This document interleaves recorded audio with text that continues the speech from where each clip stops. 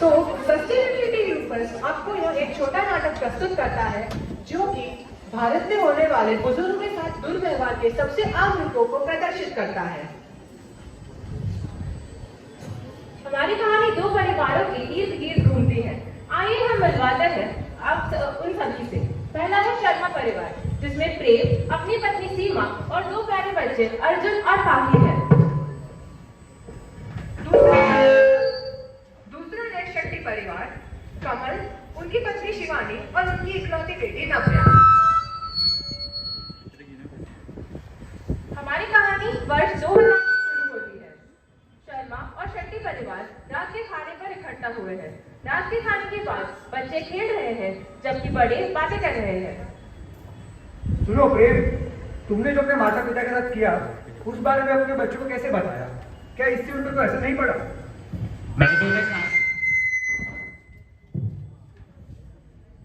मैंने तो उन्हें कहा है कि मैं यात्रा पे गए और वो बहुत छोटे हैं सब कुछ समझने के लिए। मुझे नहीं लगता कि आप जो ये संस्कार अपने बच्चों को देना चाहते हो वो सही है। शिवानी ऐसे क्यों कह रही हो? हमें उनका बोझ लग रहा था। अब जो हो गया ठीक है, बट मुझे लगता है कि इससे उनके मस्तिष्क पे बहुत गलत असर पड़ने वाला है और ये उनके भविष्य में सोचने के तरीके को काफी बदल सकता है। प्रेम, जैसे जैसे समय बीतता गया, बच्चे बड़े होते गए। 2010 में पाखी की शादी एक अमीर परिवार के इकलौते चिराग अधिक से हुई।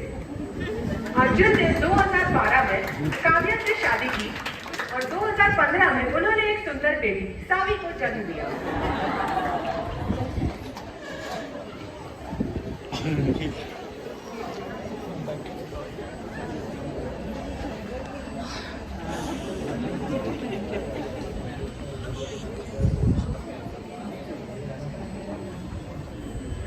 प्रेम का परिवार एक सामान्य भारतीय परिवार की तरह ही था।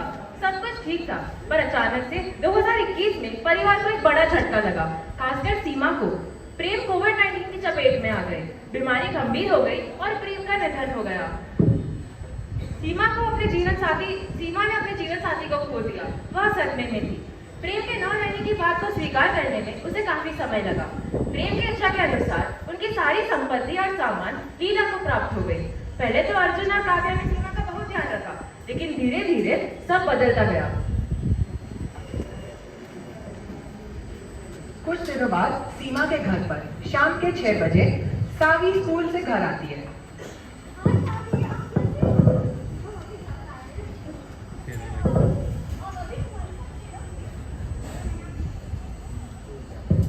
हेलो बेटा, मैंने आपको कितनी बार बोला है अपनी दादी को परेशान मत करो, बूढ़ी है, उन्हें शांति चाहिए। अरे बेटा, ऐसे क्यों कह रही हो? सावी तो मेरा जिगर का टुकड़ा है, वो खेलना चाहती है तो खेलने दो। कोई जरूरत नहीं है, आप अपने कमरे में जाओ। सावी बेटा, तुम टीवी देखो। उसी दिन रात को अर्जुन जब घर आता है, काव्या, मैं घर आ गया, पानी लाना जरा।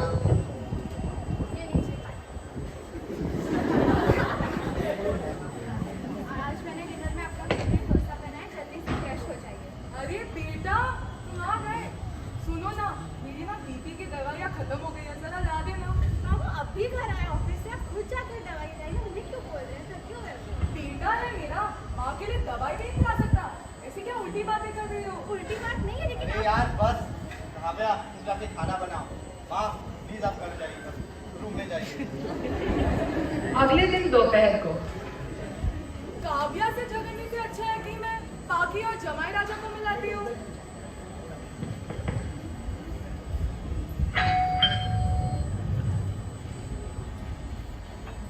अरे बेटा, तुम कैसी हो? माँ तुम यहाँ? तुम्हारी याद आई तो सोचा चले आती हूँ। बहुत अच्छा हुआ आपसे मिलके। आप कभी और आइए ना, अभी मेरे घर पर अधिक की पार्टी चल रही है।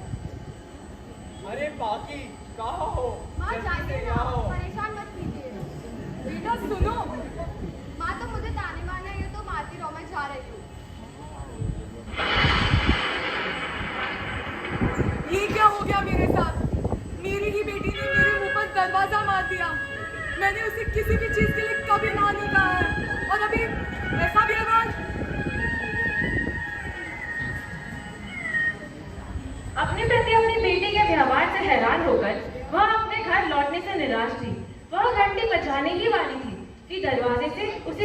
कॉल सुनाई दिया।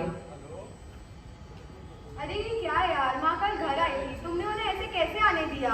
अरे वो काव्या के साथ बहुत मच कर रही थी, तो उसने भी नहीं रोका होगा।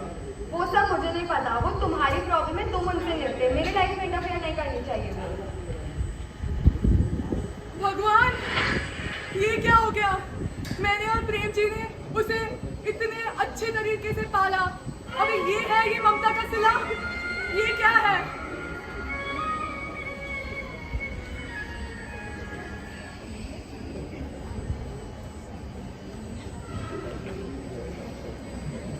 उसी दिन रात को सीमा के कमरे में हाँ, कल दोपहर मंदिर चले गए, वरना अपने कमरे में रहना।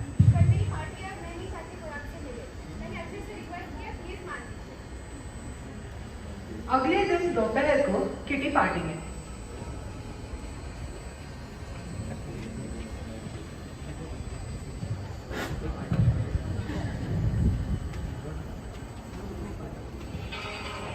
कौन हो, देख ही नहीं कर सकती क्या? काव्या, काव्या, ये कौन है और ये क्या कर रही है यार? रानिया तो अंदर रखा करो। I'm so sorry, ये मेरी सास है। What?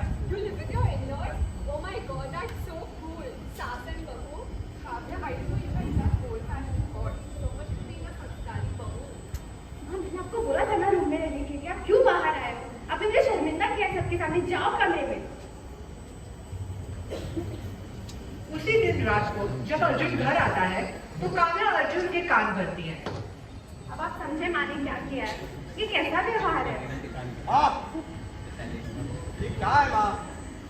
सोसाइटी में हमारा कोई स्टेटस है, आप मेरी क्यों जिंदगी बर्बाद करना चाहती हो? बोल ले, तू भी बोल ले। तेरी पत्नी ने तो सबके सामने मेरा अपमान किया है, उसको सिखा बुजुर्ग के साथ कैसे व्यवहार करते हैं। आपको क्या लगता है? आप ये सब बोलती रहेंगे, मैं सुनती रहूंगी। जब से पिताजी गए, आप बोझ बन चुकी है। प्लीज हमें परेशान बंद करना बंद करो, जाओ अपने कमरे में। सावी, रूम नाउ।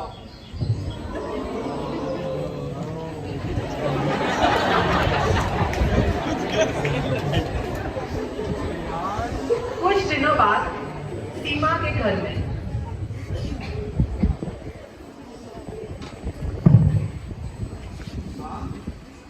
माँ सुनिए ना माँ। माँ, I'm really sorry माँ। मैं आपके लिए देखो प्रीति की दवाइयाँ भी लाया हूँ। मैं ऐसा कुछ नहीं करूँगा जिससे आपको दुख पहुँचे। माँ, really sorry। सीमा को खुशी होने लगी कि अर्जुन और काव्या एक बार फिर उसके साथ अच्छा व्यवहार कर रहे हैं। उसने महसूस किया कि परिवार एक बार फिर से खुशहाल और समृद्ध है। शांति लौट आई है, लेकिन उसे क्या पता था कि आगे क्या होने वाला है। हाँ, मैं क्या सोच रहा था, हमारा घर काफी पुराना हो गया, थोड़ा रेनोवेशन की जरूरत है। देखो, बस रेनोवेशन के तो पैसे हैं, पर तब तक हमें रेंट पे रहना पड़ेगा, तो उसका पैसा नहीं। मरम्मत करने की तो जरूरत है, लेकिन हम कहाँ जाएंगे? काव्या बोल रही थी कि उसके मायके के घर एक कमरा खाली है, आ जा सकते हैं। मुझे मेरी बहू के माता पिता के घर रहना बहुत अच्छा नहीं लगता। इसी पर मैंने बहुत सोच विचार किया है माँ। I know of a old age home that is being for a few days. Would you mind going there? ठीक है। माँ, सिर्फ एक और काम, ये थोड़ी ना रेनोवेशन पे थोड़ी डॉक्यूमेंटेशन से साइन चाहिए, आप कर दोगे?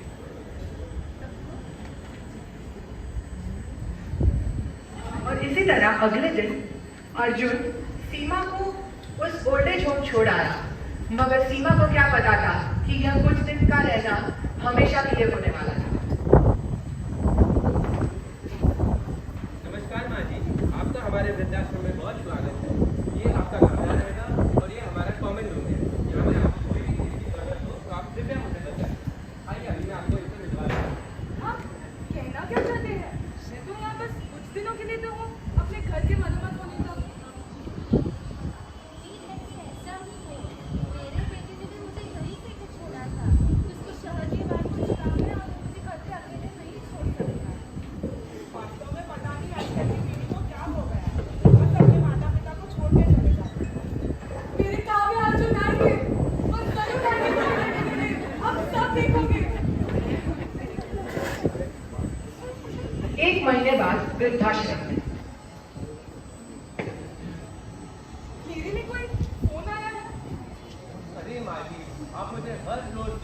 पूछते जाती है कि मेरे लिए कोई फ़ोन आया कि नहीं। आपके लिए कोई फ़ोन नहीं आया और ना ही आने वाला है। आपके लिए अभी हम ही हैं, आप हमारे साथ ही रहेंगे, आपको लेने कोई नहीं आने वाला है। तो जैसा आपने देखा कि हमारे देश में कितने बूढ़े लोगों को ऐसे छोड़ दिया जाता है। ऐसा माना जाता है कि वो घर का बोझ बन गए, उनका कोई ध्यान नहीं रखता, उनका कोई वैल्यू नहीं करता, उन्हें ऐसे ही छोड़ दिया जाता है या कोई हमारे जैसे वृद्धाश्रम में छोड़ के जाते हैं। ऐसे बच्चों को माता पिता ने कितने लाड से प्यार से इतना पाल पोस कर बड़ा किया, उन्हें पढ़ाया लिखाया, काम करना सिखाया और फिर अंत में उनका ये हाल हुआ। ये बिल्कुल भी अच्छा नहीं हुआ। देखा शिवानी, मैंने बोला था ना बच्चों को सब समझ आता है। आखिर सीमा के साथ वही हुआ जो उसने अपने सास ससुर के साथ किया था। तो ये तो हुई शर्मा परिवार की बात। हमें हमारे बच्चों को बड़ों का आदर करना तथा उनकी देखभाल करना सिखाना चाहिए।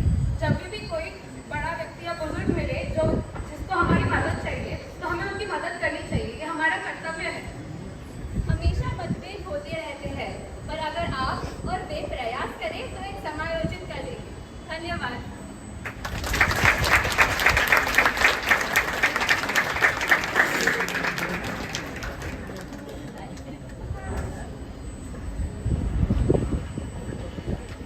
ड्रामा में दर्शाया गया यह देश में होने वाला एल्डरली अब्यूज का मात्र रिप्रेजेंटेशन था, मगर इस तरह देश में ही नहीं पूरी दुनिया में एल्डर अब्यूज होता आया है। एल्डर अब्यूज के 4 प्रकारों को हमने ड्रामा में दिखाया। निग्लेक्ट यानी उपेक्षा, साइकोलॉजिकल या मानसिक, फाइनेंशियल या वित्तीय और फिजिकल यानी शारीरिक। कोरोना के बाद सर्वे के अनुसार 62% एल्डर्स का मानना है कि एल्डर अब्यूज का रिस्क और बढ़ गया है। ऐसे वक्त में एल्डर अब्यूज को रोका कैसे जाता है, ये जानना बहुत जरूरी है। इसीलिए हमारा यह जानना जरूरी है कि 2007 में the maintenance and welfare of parents and senior citizen act पास किया गया है, जिसके अंतर्गत एल्डर्स को financial security, welfare and protection प्रदान होता है। एल्डर अब्यूज को रोकने के लिए हमें एल्डर अब्यूज पहचानना बहुत जरूरी है। एल्डर अब्यूज पहचानने के लिए आप एक सिंपल सा निमोनिक याद रख सकते हैं। You find and then report. U यानी कि अंडर मेडिकेटेड एल्डर अब्यूज। यहाँ आपके नेबर्स या फिर आपके घर में कहीं पे या फिर आपके रिलेटिव्स में आप देख सकते हैं कि अगर उनकी कुछ बीमारी है और उनके पास दवाइयाँ नहीं है।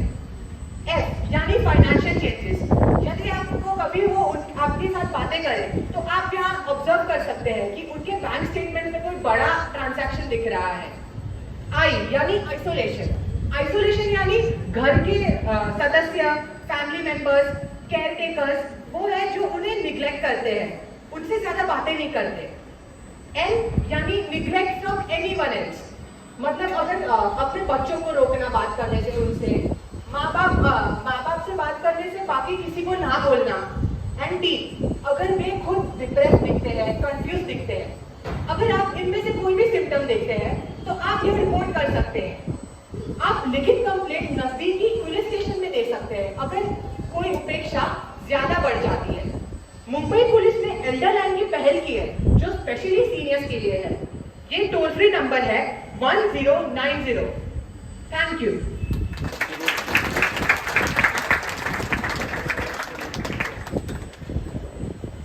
In the end, we would like to thank all our esteemed faculty, especially Riddhi ma'am, Anna ma'am, and all the faculty who are connected with SDG, and also principal ma'am and our coordinators, Dhwani ma'am and Shweta ma'am.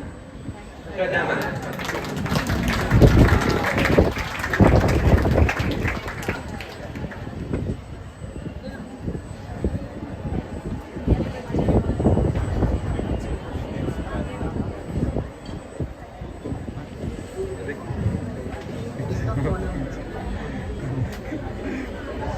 अच्छा आए तो है अभी तक